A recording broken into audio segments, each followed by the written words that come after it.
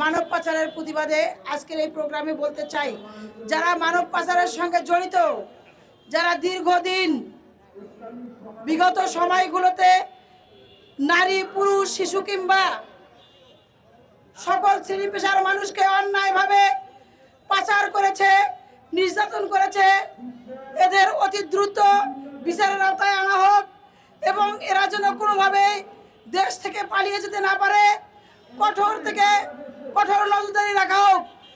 আমি বাংলাদেশের সর্বস্তরের নেতাকর্মী এবং আপামর জনসাধারণের কাছে আহ্বান জানাবো, আপনারা এই মানব পাচারকারীকে যেখানেই পাবেন সঙ্গে সঙ্গে গণধোলাই দিয়ে প্রশাসনের হাতে তুলে দিবেন এবং প্রশাসনের কাছে আমার আকুল আবেদন, আপনারা কোনোভাবেই ছাড় দেবেন না। কারণ প্রত্যেকটি পরিবার যারা গুমের শিকার হয়েছে, যারা পাচারের শিকার হয়েছে, যারা নির্যাতনের শিকার হয়েছে, তারা আমাদের এই পরিবারের সন্তান, তারা আমাদের এই বাবা, ভাই, বোন, তারা আমাদের এই কেউ না কেউ একজন মানুষ।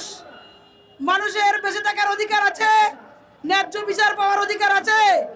আজকে এই মানববন্ধনের মাধ্যমে বলতে চাই, প্রত্যেক মানুষের, প্রত্যেক মানব জাতির ন্যায় বিচার সঠিকভাবে নিষ্ঠার সাথে পালন করা হোক। মাননীয় মন্ত্রীর কাছে আমার আকুল আবেদন,